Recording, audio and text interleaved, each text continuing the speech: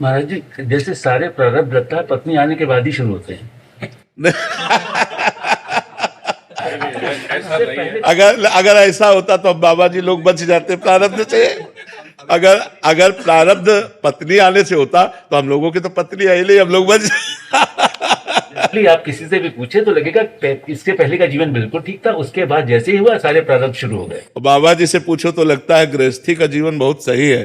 कम से कम रसोई में बैठ के गरम गरम रोटी तो मिलती है यार तुम्हें। कम से कम अपने दुख सुख की बात तो आप किसी से कह सकते हो। यहाँ किससे बात करें? परमात्मा के सिवा कौन है? अंदर से जो परमात्मा से रस मिले तब तो बात सही। अगर परमात्मा से रस नहीं मिला तो बड़ा शुष्क और कठोर जीवन होता है।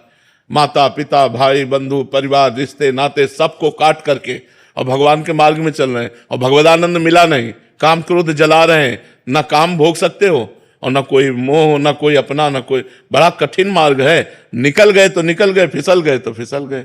तो यह नहीं, अगर पत्नी दुख का कारण होती तो जितने बाबा जी है सब परम सुखी हो जाते। ऐसी प्रारब्ध क्यों इनको लगता? नहीं लगता? हाँ, ऐसा नहीं है।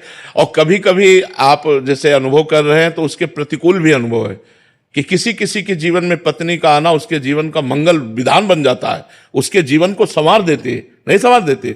अपना प्रारब्ध है, पत्नी का थोड़ी है अपना प्रारब्ध। आप अच्छे कर्म करो जिससे कर्म अच्छे करो। गांव में एक कहावत थी, बिना पुरबुले के कर्मन के मिले न सहोदर नार। मतलब जो सुंदर सुख प्रदान करने वाली, जैसे अपने भाई बहन है जितना प्यार है इससे कई गुना बढ़कर के प्यार देने वाली जो पत्नी है वो बिना पुरबुले के कर्मन के, पूर्व के कर्मों के बिना नहीं प्राप्त होते। अगर पूर्व का बहुत अच्छा कर्म है तो हमको जैसे सहोदर अपने भाई बहनों से सुख मिलता है, ऐसे वो विश्वास पूर्वक। अब आज तो विश्वास बड़ा डगमगा रहा है, नहीं डगमगा रहा है। तो प्रारब्ध भोग अपना और स्वभाव उसका। महाराज जी, क्या दोनों तरफों से है, एक तरफा नहीं है? कुछ बहुत सारे प्रश्न ऐसे पढ़ते हैं आपके आगे तो प्रस्तुत उतने ही हो पाते हैं समय के अभाव से। पत्नियां ही बहुत दुखी हैं, फिर कभी पति बहुत दुखी हैं। तो महाराज जी, दोनों तरफ से कर्मों का प्रारब्ध है, मतलब उसमें कोई ऐसा नहीं कि किसी एक तरफ से ही है। काफी सारी ऐसी हैं, पत्नी सही मार्ग पे चलना चाह रही है, पति शराब पी के घर आ रहा है, क्या कैसे चलेगा वो? तो वैसे ही पत्नियां तो ये बात पत्नी भी कह सकती कि अगर जिंदगी में दुख का कारण है तो पति है। मोहित जी, श्री हरिवंश महाराज जी, पूर्व प्रारब्ध को खुशी खुशी सहन करना या उनके लिए दुखी होना चाहिए? ऐसा बुरा प्रारब्ध आता है कि एक बात ही सुहाई देती, क्या प्राण त्याग दूं इस समस्या से बचने के लिए? ऐसा भी प्रारब्ध आता है। उस समय केवल भगवान भगवान, हरि स्मृति सर्व विपद विमोक्षणम। भगवान का स्मरण, भगवान का भजन उस समय साधक को बचाता है जब बुरा प्रारब्ध आता है। अब ऐसे ऐसे प्रारब्ध, जैसे गृहस्थी में अब एक लड़का है, पढ़ लिख करके वो अच्छी डिग्री में पहुंचा और मर गया। अब सारी संपत्ति सब कुछ सब सूना, पूरा परिवार सूना, संसार सूना, और भगवान पर भी अश्रद्धा। मतलब ऐसी ऐसी परिस्थितियां संसार में है कि उन परिस्थितियों से निकलने का उपाय केवल भगवान है, दूसरा नहीं।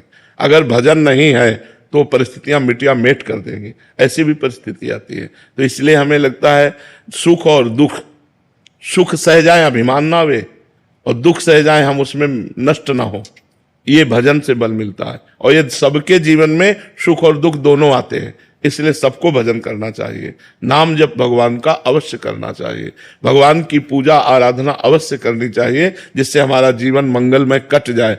देखो, आनंद की बाढ़ आ रही थी अयोध्या में। कल सुबह राम राजा बनेंगे, राम जी जैसे सुंदर सर्वांग प्रभु राजा बनेंगे, चक्रवर्ती सम्राट पद पर बैठेंगे। और समय के बिगड़ गया।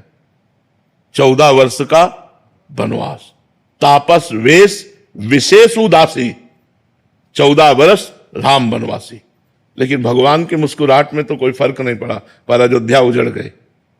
दशरथ जी के प्राण चले गए, माताएं विधवा हो गईं, पूरी अयोध्या राम जी के वियोग में 14 वर्ष ऐसे उदास, ऐसे खिन्न कि भोजन अच्छा न लगता।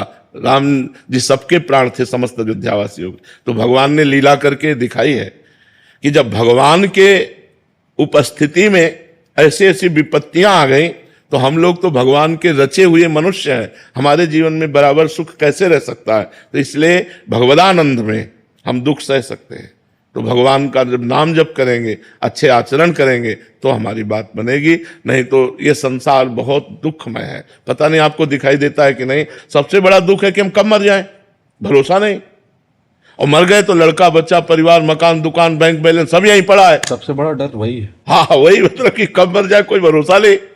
तो इसलिए हर समय राधा राधा राधा नाम जप करें तो हमारा, अगर हम अभी मर जाते हैं तो हम भगवत प्राप्ति हो जाएगी, हमारा जन्म मरण से मोक्ष हो जाएगा, हमारे पापों का नाश हो जाएगा। तो खूब नाम जप करो, अच्छे आचरण करो।